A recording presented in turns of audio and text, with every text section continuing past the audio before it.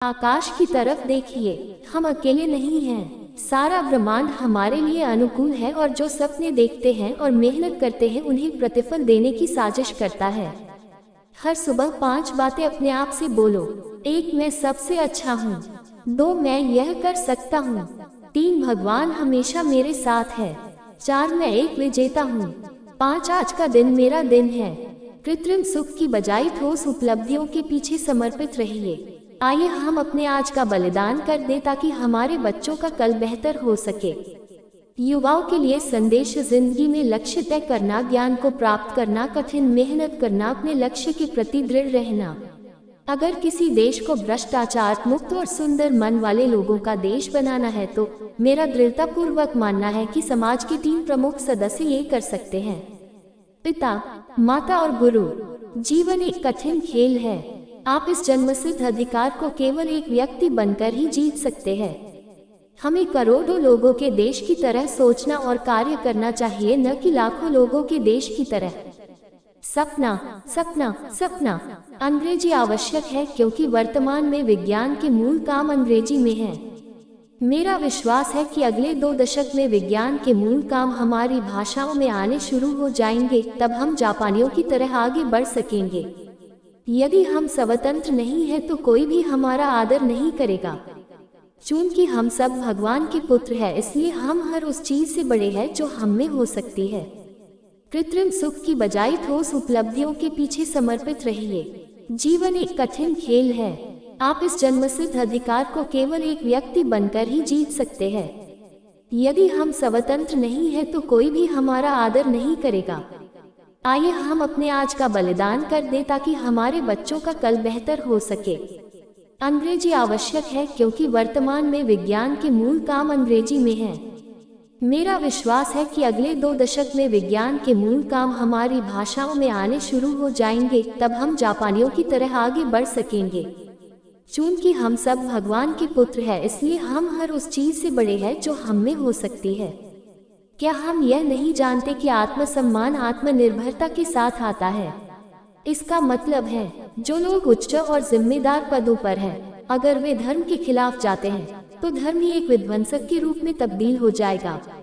भारत में हम बस मौत, बीमारी, आतंकवाद और अपराध के बारे में पढ़ते हैं। जीवन एक कठिन खेल है। आप इस जन्मसिद्ध अधिकार को केवल एक व्यक्ति बनकर ही जीत सकते हैं। मुझे बताएं, यहाँ का मीडिया इतना नकारात्मक क्यों है? भारत में हम अपनी अच्छाइयों, अपनी उपलब्धियों को दर्शाने में इतना शर्मिंदा क्यों होते हैं? हम एक महान राष्ट्र हैं। हमारे पास ढेरों सफलता की गाथाएं हैं, लेकिन हम उन्हें नहीं स्वीकारते। क्यों? आइए हम अपने आज का बलिदान कर दें ताकि हमारे बच्चों का कल बेहतर हो सके। भारत को अपनी ही छाया चाहिए और हमारे पास स्वयं के विकास का प्रतिरूप होना चाहिए। किसी भी धर्म में किसी धर्म को बनाए रखने और बढ़ाने के लिए दूसरों को मारना नहीं बताया गया। जब तक भारत दुनिया में अपने कदमों पर खड़ा नहीं है, तब तक हमें कोई आदर नहीं करेगा। इस दुनिया में डर के लिए कोई जगह नहीं है। केवल ताकत ही ताकत का सम्मान करती है। दुनिया की आबादी के लगभग आधे लोग ग्रामीण क्षेत्रों में और ज्यादातर गरीबी की हालत में रहते हैं। मानव विकास में इस तरह की असमानता ही दुनिया में अशांति और हिंसा के प्राथमिक कारणों में से एक है। हमने किसी भी देश पर कभी आक्रमण नहीं किया है। हमने उनके देश की जमीन नहीं हड़पी है। अपनी संस्कृति, अपने इतिहास और अपने जीवन जीने के तरीके को उन पर लागू करने की कोशिश नहीं की। भारत को एक मूल्य प्रधान राष्ट्र के साथ एक विकसित राष्ट्र, एक समृद्ध राष्ट्र और एक स्वस्थ राष्ट्र के रूप में तब्दील होना होगा। कितने सही रूप से कानून अपराध को खत्म कर सकता है? बहुत तेजी से कार्रवाई करने के लिए एक तंत्र होना चाहिए। नियम कुछ ऐसे हो कि उन्हें पकड़ो और सजा दो।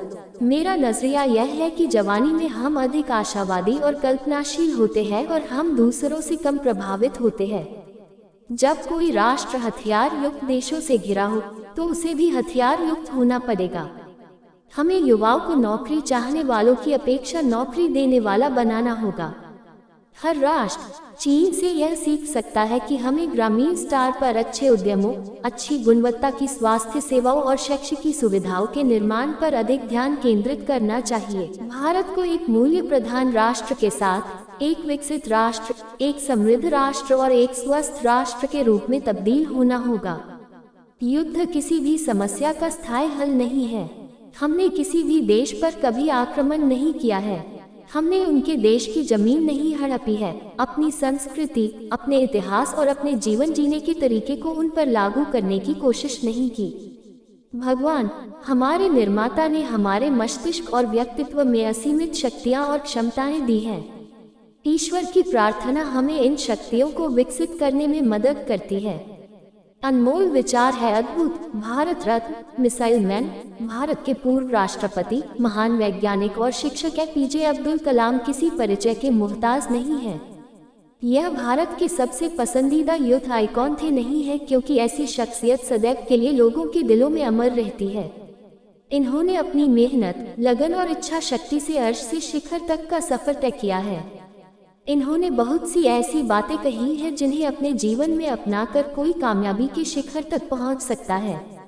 हमने यहाँ पर इनके ऐसे ही विचारों का संकलन किया है।